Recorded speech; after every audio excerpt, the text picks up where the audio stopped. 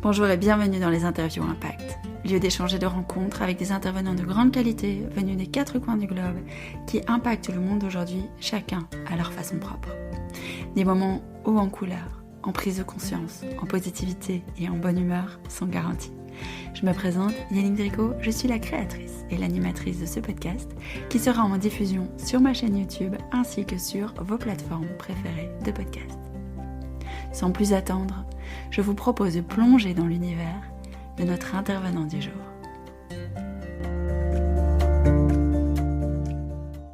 Bonjour les amis, bienvenue dans ce tout nouvel épisode des interviews Impact. Aujourd'hui, je reçois Véronique Puisseau, qui est psychopraticienne, thérapeute de couple, sexologue, coach, mentor et conférencière. Elle est spécialisée dans l'accompagnement des personnes hypersensibles et à haut potentiel. Bonjour Véronique. Bonjour Yannick, bonjour tout le monde. Je suis contente de te recevoir. Merci d'avoir accepté de venir participer aux interviews Impact. C'est moi qui te remercie, ça me fait plaisir de te retrouver là. Oui, moi aussi. Alors, est-ce que tu peux nous expliquer un petit peu ce qui a fait dans ton parcours que tu es arrivée aujourd'hui à accompagner les personnes hypersensibles et à haut potentiel? Qu'est-ce qui fait dans mon parcours? En fait, ça s'est passé tardivement parce que j'avais plus de 40 ans quand j'ai compris que j'avais un fonctionnement justement à haut potentiel. Et en fait, dans cette vie, avant, j'avais toujours ce sentiment de décalage, d'incompréhension. J'avais beaucoup de jugement quant à ma sensibilité, même depuis l'enfance.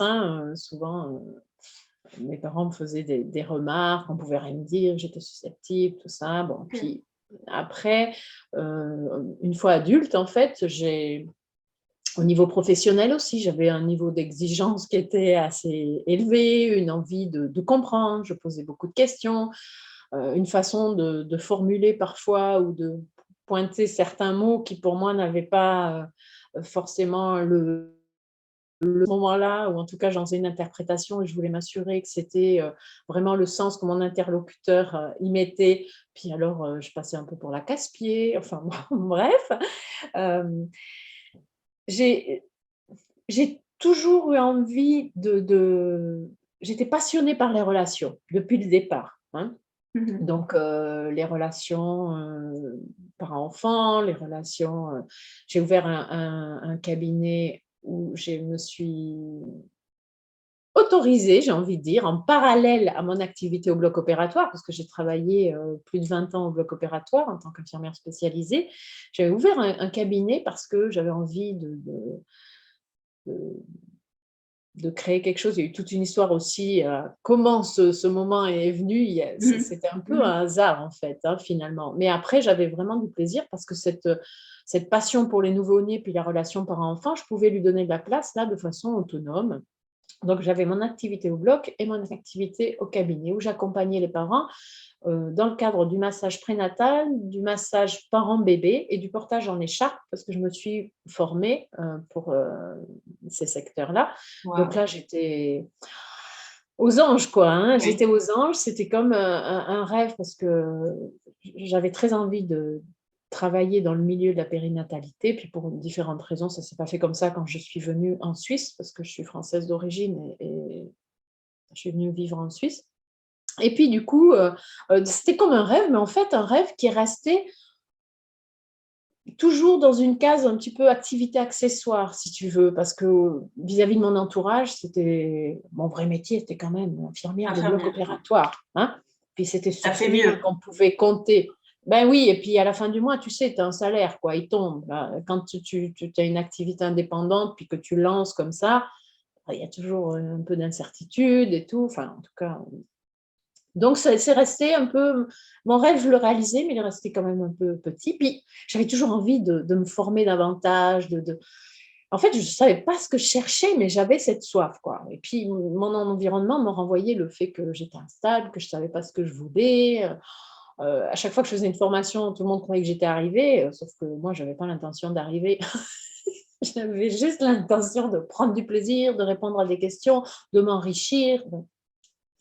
Donc, ça a été difficile parce qu'il y a un moment de ma vie, bon, j'ai traversé aussi du harcèlement, de la manipulation, des choses comme ça. C'était assez compliqué. Puis à un moment donné, j'ai décidé de me former. Là, je me suis formée pendant 5 ans en gestalt, thérapie. Et là, ça a fait bouger beaucoup de lignes, hein, bon, c'est pas obligé, mais enfin moi, évidemment, et tout a un peu, enfin, ça a été comme une révélation, c'est-à-dire que je me suis autorisée à être. Donc, je voyais bien que ce que je vivais, c'était pas aligné, je me respectais pas. J'étais beaucoup de j C'est vrai que je pleurais beaucoup, alors j'étais hypersensible, mais je voyais aussi beaucoup de choses qui me faisaient vraiment mal dans mon environnement, puis je me sentais un peu enfermée là-dedans. Et puis à travers cette formation de gestalt thérapie qui m'a sauvé la vie, je dis, hein, donc il y a eu une séparation qui a été très, très difficile, mais c'est dans ce cadre-là, à cette occasion-là, alors cette séparation a été vraiment difficile, je veux dire, parce que, même par rapport, à ce qui s'est passé vis-à-vis des enfants et tout ça, et en même temps, aujourd'hui, je me dis: «Mais c'est grâce à ça qu'aujourd'hui je suis où je suis, où je me sens alignée, où je me crée une vie où je me respecte». Donc, c'est vraiment aussi douloureux que ça a été quand même quelque chose, ben, voilà, un cadeau mal emballé, mais Oui, une j'ai énormément renaissance. grandi. Ouais, ouais. Ouais, c'est ça. J'ai énormément grandi, j'ai énormément appris. Puis dans le cadre de cette séparation, j'avais des amis, une amie une fois qui est venue puis qui m'a dit: «Ah tiens, tu écoute», elle me parle d'une relation qu'elle avait, elle me dit: «Ah mais tu sais, ouais, elle vient de découvrir que, elle était à haut potentiel et tout ça, puis elle a lu ce livre, elle a compris. Peut-être que par rapport à ton hypersensibilité, enfin, qu'on ne nommait pas comme ça, mais par Oui, rapport à ta oui. sensibilité, tu pourrais peut-être lire ça». Je dis: «Oui, je veux bien». Puis alors moi, je me sentais à 3000 lieues du côté haut potentiel parce que j'avais une idée, celle que tout le monde a quand on n'est pas dans le milieu encore, c'est-à-dire des idées, Mmh préconçues là, un peu, mh. et donc je ne me sentais pas du tout concernée. Et en fait, donc je lis ce livre. Et là, genre, toutes les pages, je pleurais, je lisais le livre, j'ai l'impression déjà, je pleurais parce que je me disais en fait, après avoir entendu pendant des années que j'étais pas comme il fallait, et puis là, je me dis: «Ah mais il y a plein d'autres gens comme moi. Ah mais je suis pas folle», parce que combien de fois je l'ai entendu: «Va te faire soigner, tu es complètement folle», enfin, hein. Et il y a des gens qui écrivent dessus, on en parle, donc attends, il y a peut-être, moyen d'aller creuser un petit peu là derrière. Et donc, bah, déjà je me suis reconnue là dans cette sphère un peu, d'hypersensibilité, de surefficience, mais en même temps, là, c'était pas forcément les chapitres, dans lesquels je me reconnaissais vraiment. Et puis, de fil en aiguille, mais pas tout de suite, hein, heu, j'ai écouté des conférences, tout ça, j'ai compris aussi pourquoi, donc ça, c'était quelques années après, hein, ça matchait bien aussi avec mon compagnon, actuel. Et Et je me suis dit, «Quel soulagement, quel soulagement». Et quelques années après, j'ai décidé quand même de passer le test. Parce qu'en fait, j'avais toujours ce doute, et ça, c'est assez caractéristique, même avec je le vois avec les personnes que j'accompagne, et même une fois qu'elles ont passé le test. Moi, j'ai j'ai fait le test, donc qui définissait un fonctionnement au potentiel. Donc je l'ai fait, tranquillement, je l'ai dit à personne, hein, même mon chéri, il était pas au courant. Parce que, bon, bref, ça, c'est toujours intéressant. Puis je vois des fois avec les gens que j'accompagne comment ils le traversent. C'est magnifique. Et j'ai fait ça. Et toute la nuit, je me suis dit: «Mais non, mais c'est pas non, mais elle s'est peut-être trompée». Mmh Tellement je me reconnaissais pas là-dedans. Mais bon, ça veut dire tellement d'autres choses. C'est vraiment être au potentiel, c'est un fonctionnement, cognitif et affectif qui est particulier. C'est pas juste: «Je suis super intelligent». C'est que d'abord, il y a plein de formes d'intelligence, hein, donc Ouais. ça, c'est important aussi. Et on a tout un tas de croyances et de peurs par rapport à ça. Donc, voilà. J'ai quand même envoyé un mail à la psy qui m'a fait passer le test le lendemain. Et je me voyais faire, hein, je le Ouais, faisais en ouais, conscience, ouais. mais je me suis dit: «Bah, elle fait son job, moi je fais là où j'en suis là». Et j'ai dit: «Mais vous êtes pas trompée?» Elle me dit: «Mais vous êtes pas la première, vous inquiétez pas, mais non, je suis pas à ce point, indulgente», je sais pas quoi, enfin, je sais plus comment elle m'avait répondu. Mais voilà, et j'étais contente d'avoir osé aller au bout de ça, parce que j'avais tellement ce doute en moi.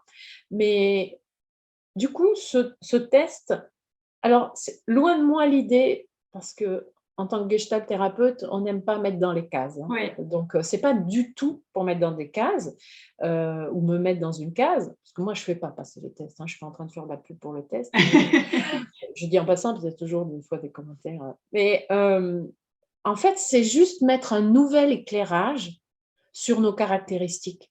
À partir du moment où j'ai passé ce test, alors bien sûr qu'il y a eu il y a toujours des moments de doute et tout, parce qu'on a surtout conscience de nos failles plus que de nos Oui, compétences. Parce que comme nos compétences sont des choses on va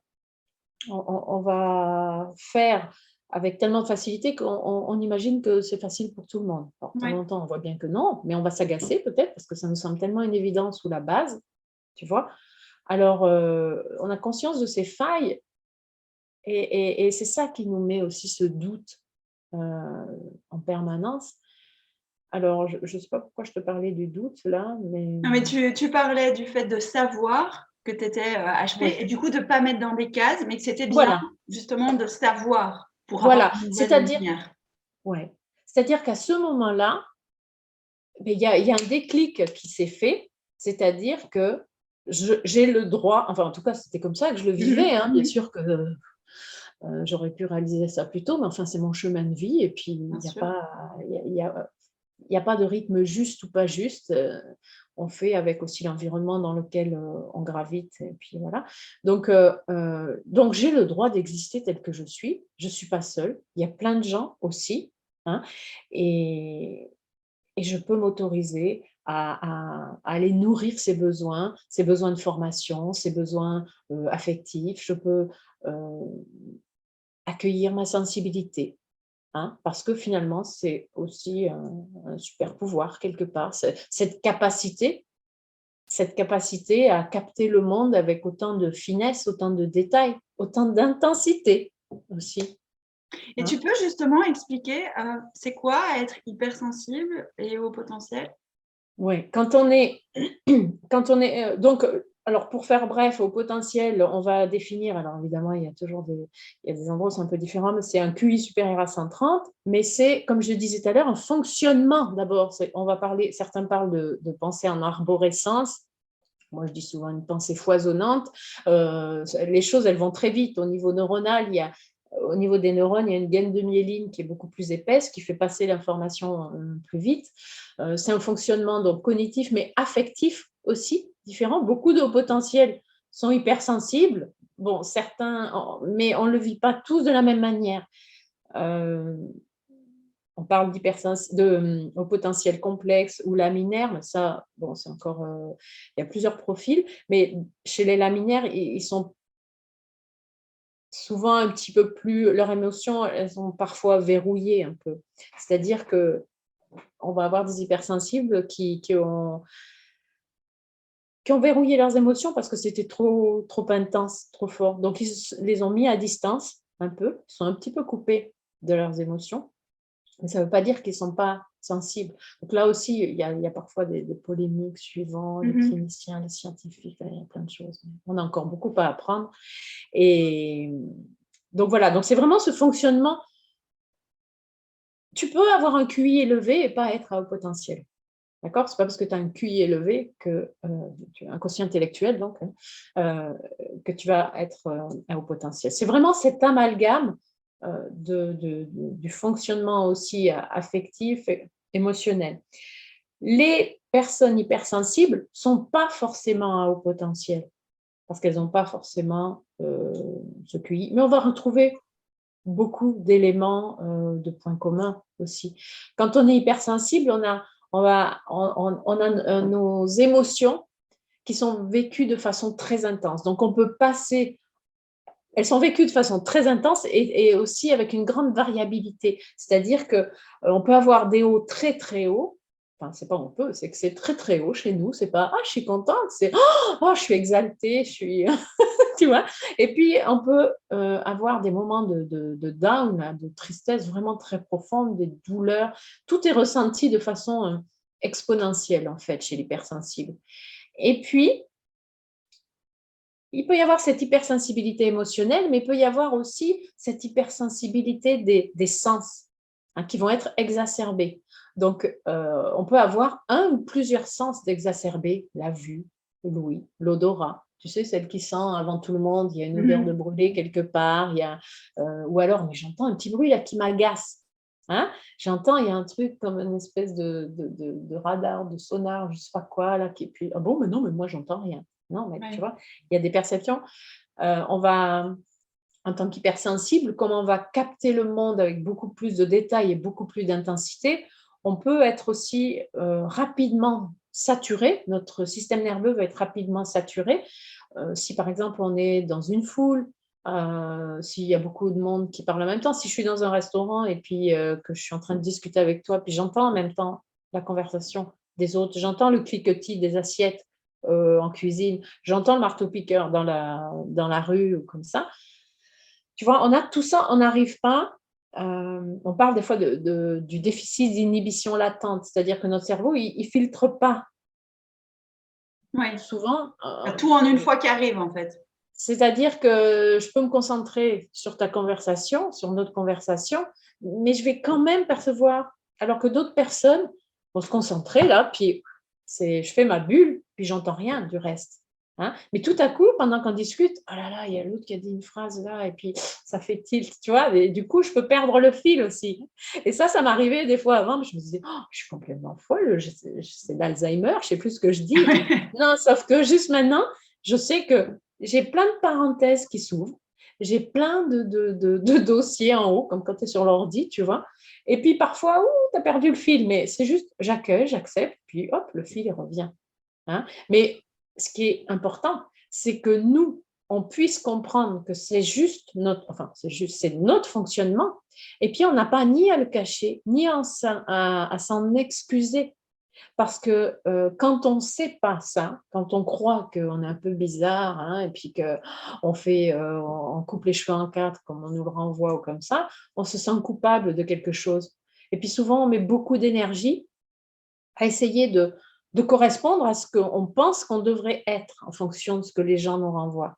Donc, on se construit un faux self, une identité, Mhm. tu veux, on va s'adapter, mais outre mesure. On a tous un faux self, mais il n'est pas aussi gros, si tu veux. On va s'adapter suivant les situations, suivant le contexte où on est. Voilà, on a des conduites au niveau de la société, hein, c'est normal. Sauf que là, on se perd là derrière ce faux self. On perd notre identité. Et ça nous demande aussi énormément d'énergie. Tu vois, ça va être parfois de soutenir des conversations pour lesquelles on ne trouve pas d'intérêt, on ne trouve pas de sens, parce que c'est aussi un grand besoin de sens. Hein, il y a aussi une grande créativité. Enfin, il y a tout un tas de choses qu'on pourrait. Là, on a survolé les caractéristiques, mais c'est ça.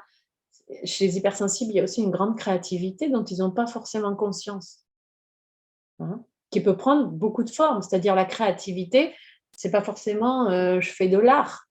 Si j'ai cette capacité à voir les choses sous un autre angle, j'ai cette capacité à, à, à associer des choses ou des pensées de façon originale. Hein. Alors évidemment, on peut faire du jardinage, de la peinture, bricoler le bois, créer tout un tas de choses. Hein. Dans la créativité, il y a ça, écrire. Mhm. Mais c'est plutôt dans la façon dont on va associer les choses, où on va se permettre d'être innovant quelque part. Alors ça peut gêner parfois en entreprise aussi, hein, parce qu'on se dit, mais d'où ils sont, c'est quoi cette idée? Tu sais, moi, j'ai travaillé donc plus de 20 ans au bloc, puis je me souviens, pas si longtemps, il n'y a pas si longtemps que ça, enfin, très peu de temps avant que j'arrête le salariat, j'étais à la cafétéria, puis il y a une fille qui parle d'un sujet et tout, puis les gens, ils étaient tous, waouh! Enfin, elle était en train de faire un truc à l'unique, je ne sais plus quoi. Puis ils étaient là complètement, oh, waouh, c'est fabuleux, en extase et tout.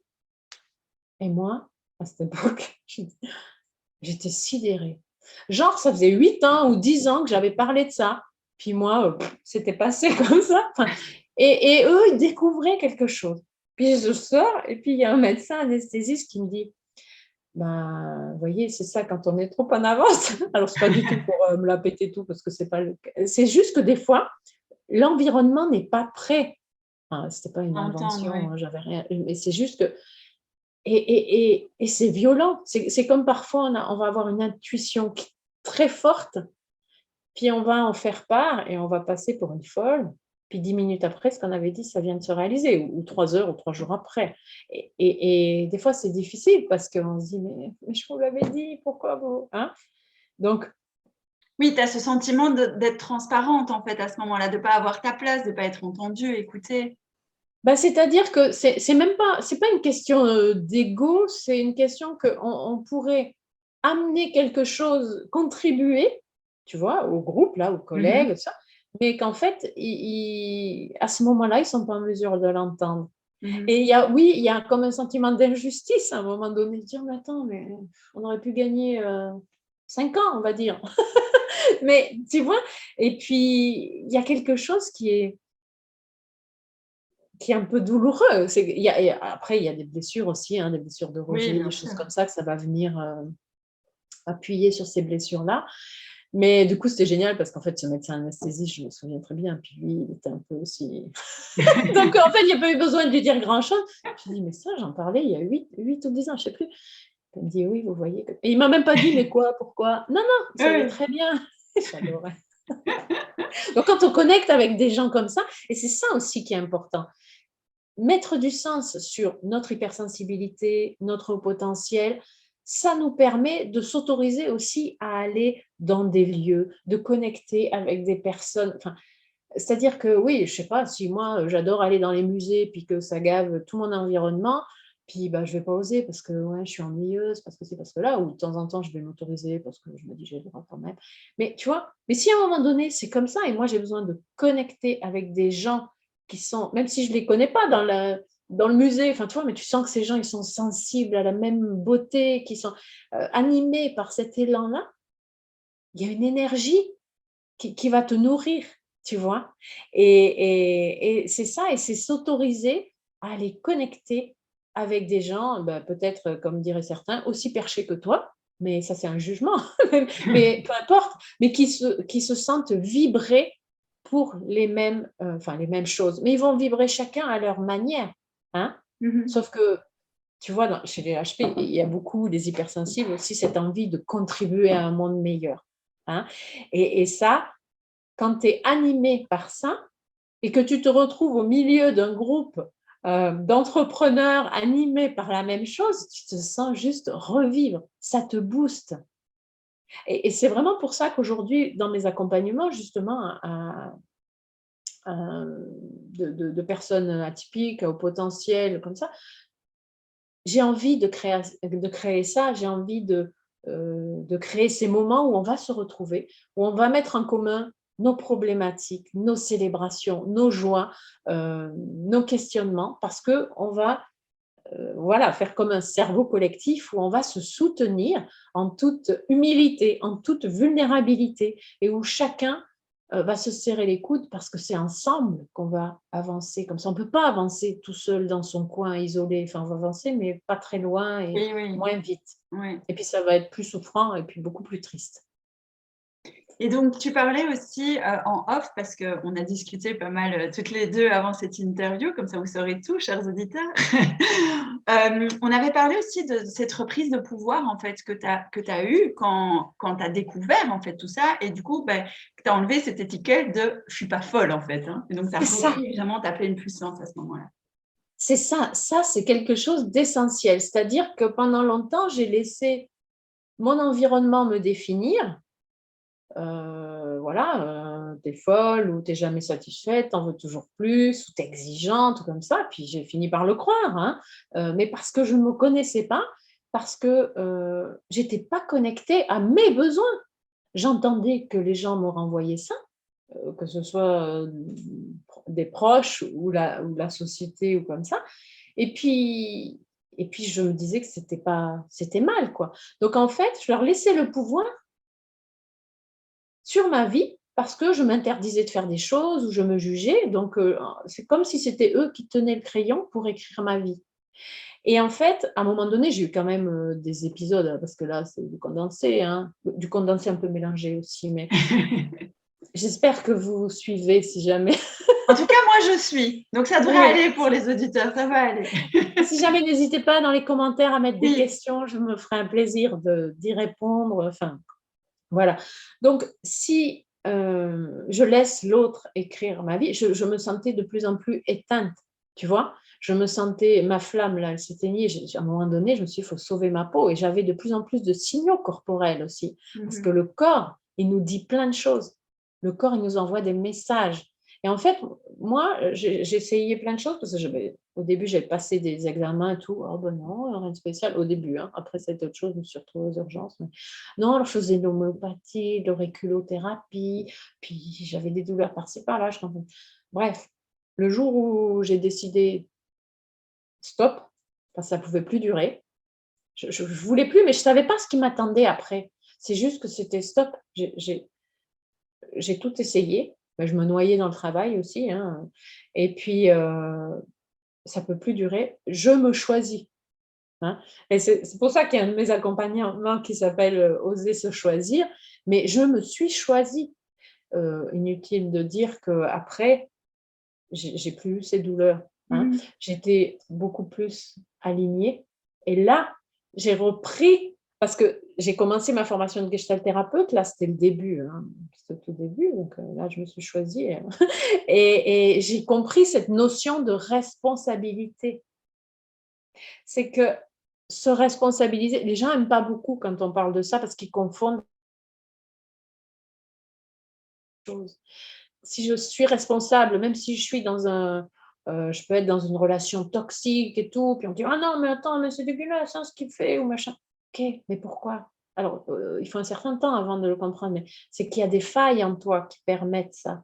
Donc là, la notion de responsabilité, quand on décide d'en prendre conscience, elle nous redonne tout notre pouvoir. Elle nous redonne notre pouvoir parce que si je suis responsable, ça veut dire qu'en changeant des choses, en changeant mes pensées, en changeant mes choix, mes actions, je vais pouvoir changer ma vie, quoi. Changer ma relation aussi. Ça ne veut pas dire qu'on doit tout faire péter d'un coup, hein, c'est pas ça. Ça veut dire qu'on peut aussi grandir dans la relation, mais je dois prendre ma responsabilité et poser des actions qui vont vers là où je veux aller. Alors oui, des fois, ça fait bouger le bateau un peu, beaucoup, mais c'est juste magnifique. C'est juste magnifique. C'est ça qui m'a permis et qui maintenant me permet à chaque fois, c'est développer notre intelligence émotionnelle et puis prendre cette notion de responsabilité, prendre sa responsabilité, parce que je ne peux pas sans arrêt me plaindre de l'autre si moi, je ne suis pas capable de nourrir mes besoins, déjà de les connaître, de connaître mes valeurs, de connaître mes besoins. Si je ne les connais pas, je ne peux pas reprocher à l'autre sans arrêt de ne pas répondre à mes besoins. C'est moi qui dois d'abord y répondre. Et puis si à un moment donné, mes valeurs ne sont pas respectées, mes besoins ne sont pas nourris, il faut que j'ai le courage de poser des actes en conséquence, de poser mes limites, de me respecter par amour pour moi, pas contre l'autre. Et des fois, c'est aussi par amour pour l'autre qu'on peut être amené à se séparer. Parce qu'on a le droit chacun d'être heureux. Et si ce qu'on est en train de construire, ça nous rend malheureux chacun, c'est peut-être pas la voie. Enfin, bon, ça ne se décide pas en 10 minutes. Hein, mais il y a tout un travail là. Et du coup, c'est ça. Et à chaque fois, aujourd'hui, je trouve magnifique ce que, du coup, ça fait plusieurs années maintenant que j'ai un compagnon. Et je trouve magnifique ce qu'on est capable de faire ensemble avec tellement plus de conscience, de responsabilité, d'intelligence émotionnelle. Ça ne veut pas dire qu'il n'y a pas des jours où on s'agace. Hein. Ça ne veut pas dire, non. Ça veut juste dire qu'on est là pour grandir, pour évoluer, pour se soutenir, pour se respecter, parce que c'est ça le couple. On n'est pas là pour écraser l'autre, ni le juger, ni le critiquer. Parfois, on peut ne pas se comprendre. Parfois, on peut dire, mais quand même. Moi, des fois, je dis, enfin, ça, c'est la base, mais on en rit. Hein, parce qu'on est, pour certaines choses, on est très opposés. Alors, ça nous permet de travailler l'accueil de la différence. Tu vois, ce n'est pas juste dans la théorie, il faut accueillir la différence. Non, il faut l'incarner. tu vois. Et chaque jour, quand il peut y avoir Des frictions, il ouais. n'y en a pas beaucoup. Oui, j'allais dire, mais c'est même pas mais enfin, il peut y avoir voilà, des moments comme ça, ou d'agacement, ou comme ça. Bah, c'est une occasion de grandir, de se dire: «Tiens, est-ce que je pars en disant: "Oui, mais toi tu m'agaces, tu as fait ci, tu as fait ça"». Puis là, on est dans la réaction, dans le pilote automatique, dans l'ego, dans la guerre, ou est-ce qu'on est connecté au cœur et puis on se dit: «Mais est-ce que ça, c'est bon pour la relation?» Non, l'autre est là, tu vois? Et notre intelligence émotionnelle, on sait, il est en train de traverser telle ou telle émotion, telle ou telle, je peux comprendre. Voilà, Mmh. c'était peut-être pas mon attitude, est-ce qu'elle était cohérente ou pas? Moi, je peux expliquer pourquoi j'ai eu telle attitude. Et chacun, on va essayer de se comprendre, plutôt que d'aller mettre de l'huile sur le feu, et puis c'est toi, et puis c'est moi, et puis c'est jamais comme ça, et puis non, c'est là, je sens que l'autre, il est peut-être en souffrance par rapport à ce qui s'est passé ou ce qui s'est dit. Donc je l'accueille, sa souffrance et tout. Même si pour moi, c'est pas juste parce que c'était pas ça que je voulais faire. Et puis c'est pas vrai, et puis gna gna gna. Enfin, tu vois? Mais non, mais ça, on va pas grandir avec ça. Donc c'est vraiment jouer avec un curseur comme ça, puis un curseur qui nous fait aller aussi de l'un à l'autre, parce que en tant qu'hypersensible, on ressent les émotions de l'autre aussi très fort. Mais on a, à un moment donné, quand on a conscience de ça, on va pas les prendre, on va pas les porter, on va dire: «Ah oui, OK, ça c'est Oui, son on peut se émotion». détacher, oui. Ça t'appartient, Oui, ça m'appartient, prendre un peu de oui. distance, voilà, et je reviens à moi. Et ce Mmh. travail-là, il est hyper important, justement dans la pleine conscience aussi, de revenir dans l'instant présent, de se reconnecter à soi. Mmh. Et moi, j'étais complètement déconnectée de moi. C'est pour ça que je laissais le pouvoir aux autres de me définir finalement. Oui. Oui et puis Parce que tu j'avais intégré, pardon, que non, non. quand je m'exprimais, quand j'étais moi, bah, j'étais pas accueillie comme ça. Mmh.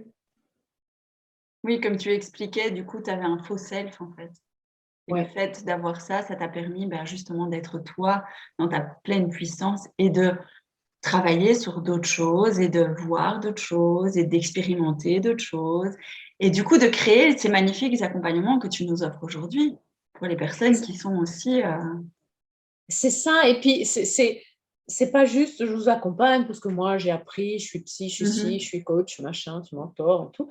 C'est juste que justement, il y a en plus le terrain, il y a en plus, bah, toute la psychologie positive, la gestalt, enfin tout un tas de choses, la pleine conscience, les neurosciences, enfin tout ce que j'ai appris à travers mes formations.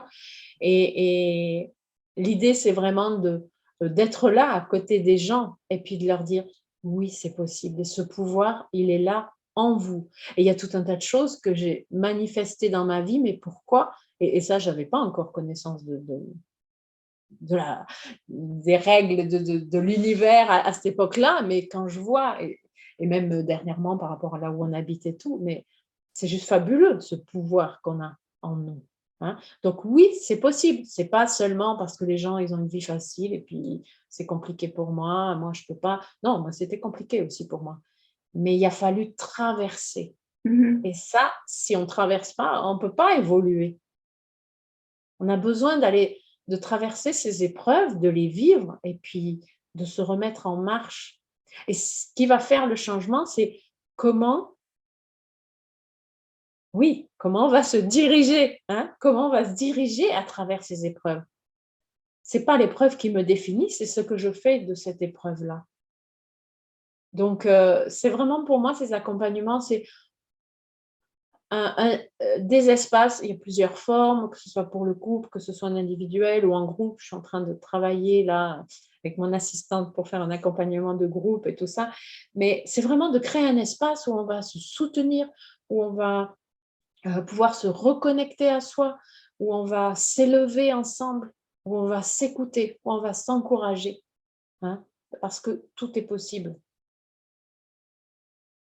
J'adore. Je bois tes paroles.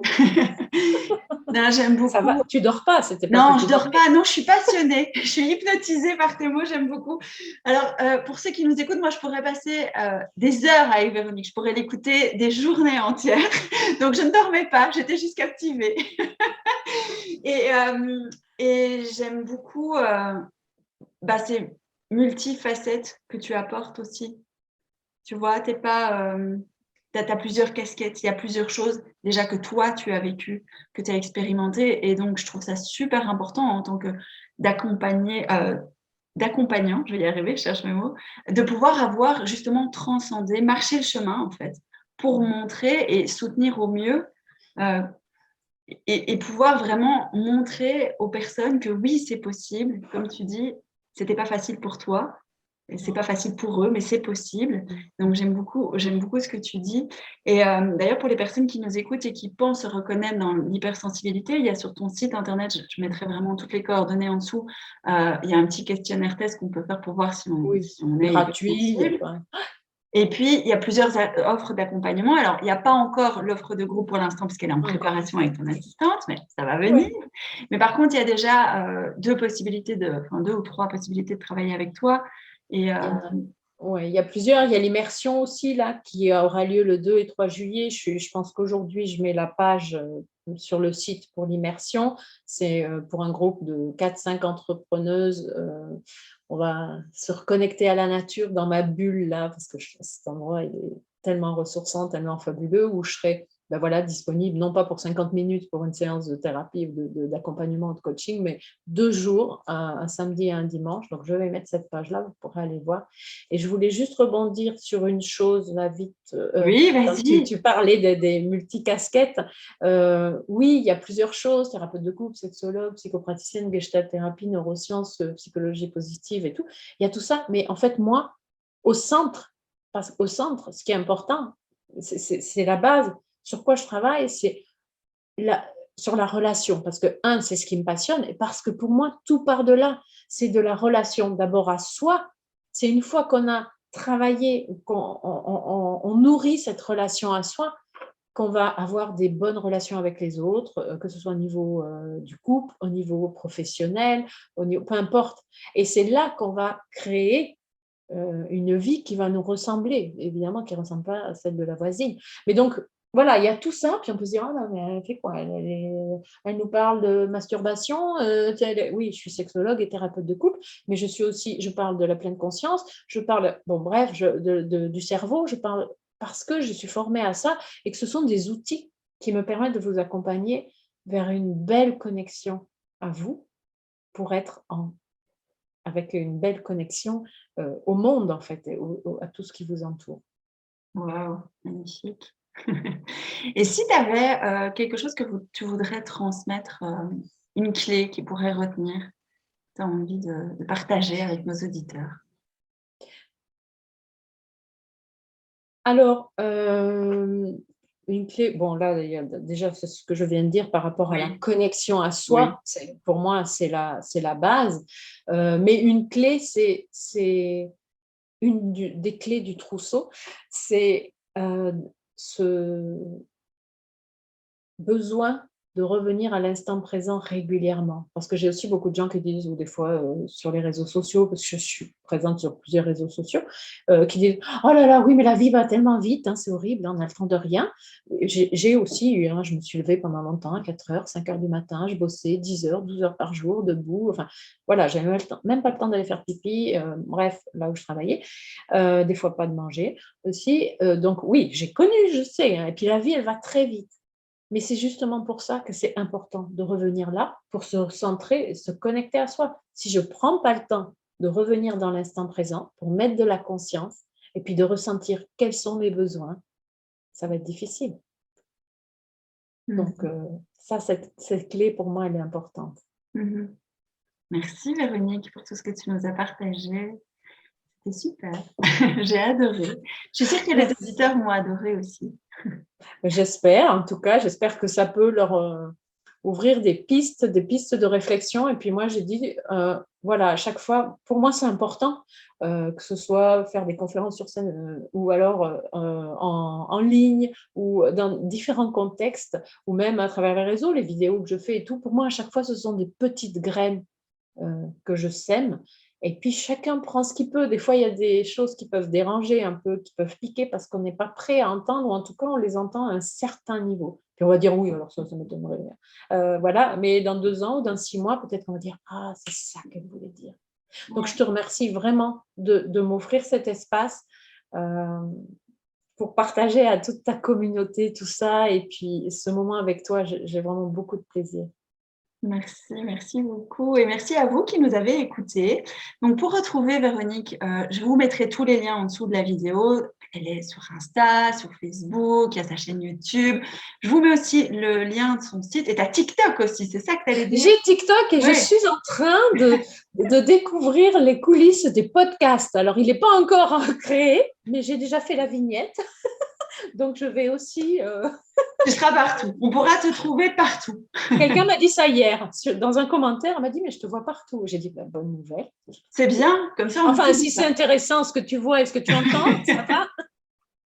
Oui, en tout cas, vraiment, allez voir tout ce que Véronique fait parce qu'il y a des petites pépites dans chacun de ses réseaux. Allez voir les accompagnements qu'elle propose. Alors, l'immersion, ça va venir très bientôt, mais tu en parles déjà sur tes réseaux sociaux, mais Oui. voilà, on va avoir plus d'informations, donc ça sera en juillet et ça sera à la frontière suisse-française, hein, c'est ça, hein? Oui, exactement, mais c'est vraiment particulier. Oui, on est au pied de la montagne, on ira dormir en France.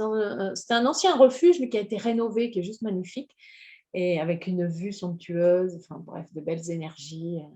Et puis on fera des balades en Suisse. Enfin, mais venez voir sur mon Facebook et puis vous verrez les magnifiques photos. Allez voir ce que Véronique propose. En tout cas, un tout grand merci Véronique et à très bientôt. Et les amis, je vous dis à très vite dans une nouvelle interview. Prenez soin de vous. Merci, au revoir. Au revoir.